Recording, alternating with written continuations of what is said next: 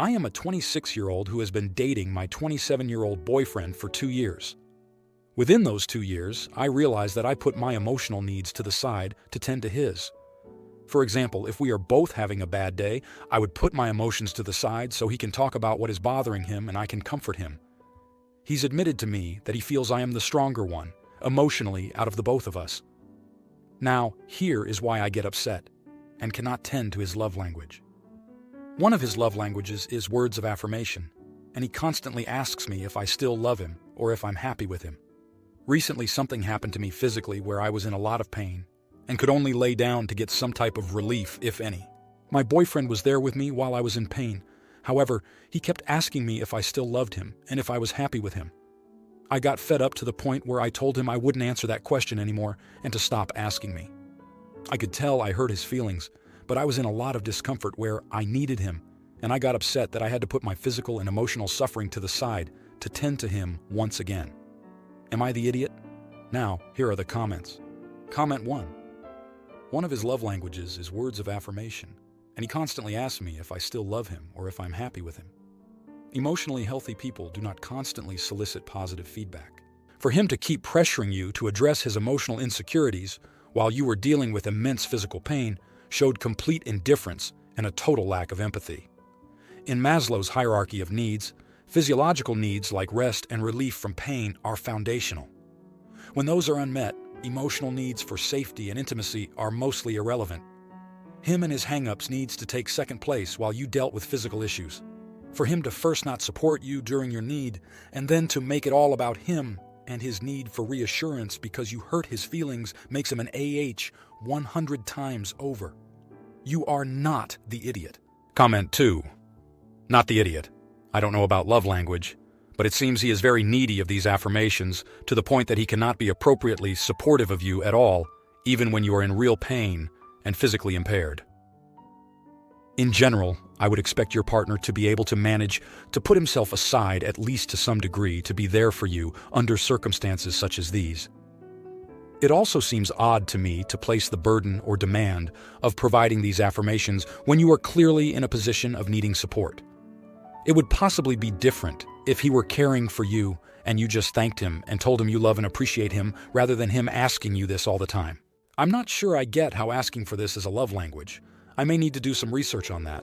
I'm so sorry you are hurting and I wish you a speedy recovery. Comment 3. Not the idiot. It's not words of affirmation. It's deep-seated insecurity and lack of sense of self. He needs therapy and to get okay with himself. Can't love nobody else until you love yourself first. Also, women aren't here to fix men. He needs to fix himself. Look, he's not ready to show up in a relationship and be there for someone else. Not until he can get okay in himself. If he were more secure and it was just an attention thing, you could try some strategies like setting a 20-minute timer and you each get supportive listening for 20 minutes. But he's incapable and you will never get taken care of in this relationship. So, do what you need to, knowing he's incapable of showing up for you. Now, for the next story. My 30-year-old female chiropractor does an adjustment where he lifts up the top half of my body off of the table and lowers it on his fist as an adjustment. This can be done face down, but it doesn't work as well. He has said before that I just need to buy a fist to lay on at home since it gives me so much relief. Anyways, today he told me he did that adjustment on his wife and she asked him if he does that to patients. She was not happy, and he told her only on male patients. I couldn't tell if he was joking or not. I didn't know what to say, so I just said he was a doctor doing his job. Maybe I should have told him to not do it. We are somewhat close, and I've been going for so long that at this point, he just does whatever to me. I told him I wanted dry needling on my lower back, and he offered to do it on my glutes, completely serious. He has offered it on my hips before too, typically asking more than once. So I don't get why an adjustment where he's holding me basically would be a problem when it's okay for him to see my naked ass. It's all medical to me, but maybe I'm being oblivious. Now, here are the comments. Comment 1. I am having a really hard time envisioning the adjustment and what could possibly be wrong with it. Honestly, just reading this, your chiropractor gives me the ick. He doesn't sound professional and like he's trying to coerce you into sexual acts. Not the idiot. Comment 2. You should find a new chiropractor. They're being inappropriate. I cannot imagine my chiropractor ever telling me that they're lying to their partner about how they treat me. That's so freaking weird and unprofessional. Good grief. Comment 3. No idiots here except the wife, but I don't think you should be going to a chiropractor, and they most certainly are not doctors. Now, for the next story. My wife and I have recently had a disagreement regarding daycare. My wife would like to have a parent at home instead of using daycare. The problem is, my wife makes more than me, so it makes no sense for her to quit her job. I do not want to quit my job and be a stay-at-home dad. My wife feels I am being selfish and not doing what is best for our kid. I do not see much issue with daycare. We can afford it. She then took a jab at me and my pay. I apologize that I did not have the opportunity to go to school like she did. I have not spoken to her since, but been thinking, am I in the wrong? Now, here are the comments. Comment 1. Not the idiot. As someone who was forced into a SAP position, I was fired for my pregnancy. It's really hard to do. It also puts you in such a vulnerable place, and I don't feel like people talk about that enough.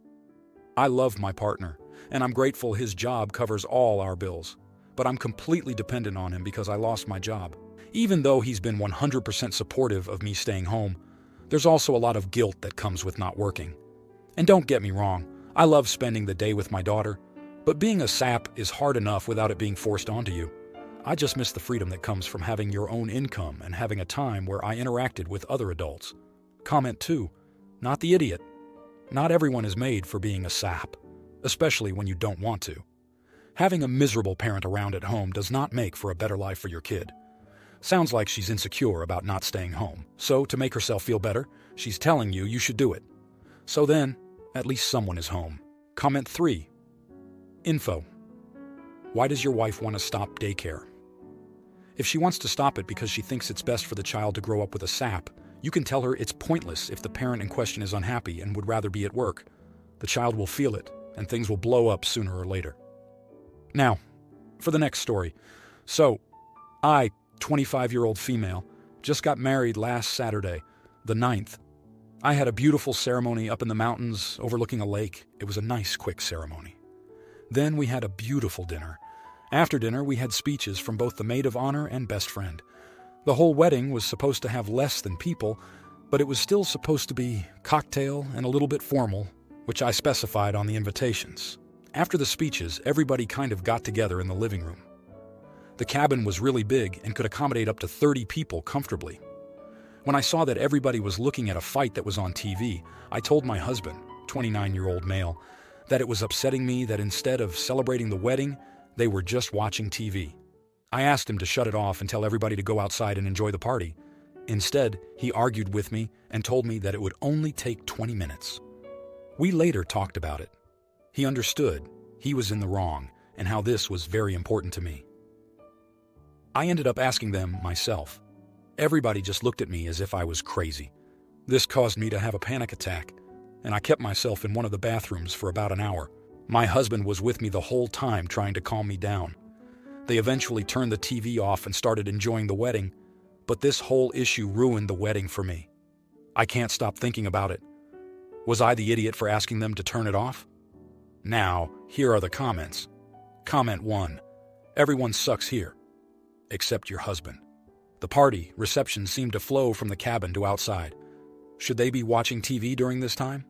I wouldn't, but I can see how some wouldn't think it's a big deal. Instead of giving them the 20 minutes, you asked them to shut it off, and because they looked at you funny, you had an hour-long panic attack in the bathroom, and them watching TV ruined your whole wedding? You seem kind of high maintenance and exhausting. TBH, the idea that this one thing canceled out your vows and the joy of being husband and wife? Maybe you need to shift your focus away from those watching TV and back to you and hubby and the beginning of your new chapter. Comment 2. No idiots here from me. It sounds like a very informal event, just like a backyard BBQ. Probably people were relaxed, chilling out, having a chat. Someone put on the TV and found something interesting to watch. I understand why the OP finds this upsetting. My wedding was on the same evening as a Champions League final, so I definitely know how it is. Quite annoying. But one forgets that one's wedding is only extremely important to them, not to everyone else. For everyone else, it is *, just *, a party. They were there to have fun, and they did. Comment 3. If you are going to have a TV at your wedding reception, somebody is going to turn it on. And if you turn it off, somebody else will turn it on, and again and again. Removal of the TV prior to the event was the only way to keep this from happening. Rookie mistake. Now, for the next story. I was playing with my 9-year-old nephew and his dog outside. My nephew finds an anthill. I say, "Don't touch the anthill." Nephew proceeds to do what almost every child in history has done and pokes the anthill with a stick. I say, "Okay, stop it. They're crawling up the stick." Nephew doesn't drop the stick. I tell him he's about to learn a hard lesson and then sit back and drink my beer. A few minutes later, my nephew starts screaming because he got 3 ant bites. I take him inside to put Benadryl cream on them. He's a little tearful, but he's fine. His mom asks what happened, and I tell her. She asks, "Why didn't you make him leave it alone?" I said I told him to, and he didn't listen. She says, "You should have taken the stick away from him and distracted him." I said jokingly, "He's a 9-year-old boy, not a puppy." Wrong thing to say. My sister-in-law and brother start yelling at me. She's more upset than the kid is. Am I the idiot? Now here are the comments. Comment 1. Not the idiot. These things happen. You probably should have warned him that they'd bite, but he is fine and will have learned a lesson about listening and about wildlife. Your sister's approach may work for her, and I know this will freak some people out, I think kids have to learn that consequences do actually exist at some point. Distracting them doesn't teach them anything, and it's exhausting. Your sister may want to spend every waking moment helicoptering over her son, but no one else in the world will want to do that. This is not a big deal. The kid is fine. Comment 2. Yep, well, now he knows not to mess with ants.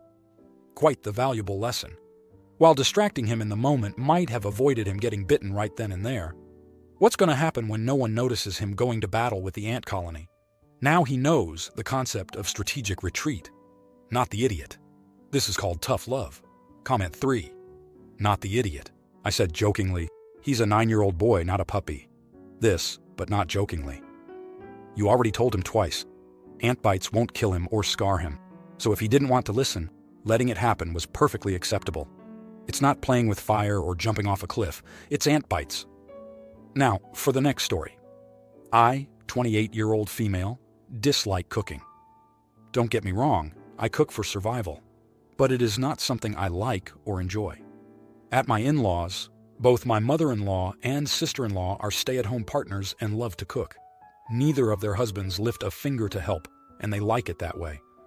Before marriage, I was treated as a guest. But since my marriage 6 months ago, they expect, want, and demand I cook with them. First few times I went along with it, but I hated it. It took 5-7 hours to make food and do dishes. So when they planned to get together last weekend and discuss the menu, I suggested ordering in. This way, everyone can be more relaxed. They looked like I insulted them. I told them they can cook, but to give me a list of what I should make, I will buy it. They said that's not how traditions work, and if I hate it so much, I can relax with men. That's exactly what I did, much to their anger. I helped set the place and serve, but that was it. As we were eating, my husband commented how good something tasted. My mother-in-law immediately went on about how I wouldn't be cooking anything for him. When he said he can cook for himself, my sister-in-law chimed in with how her husband or dad never had to cook a day in their life, how marrying lazy women like me has ruined his manhood.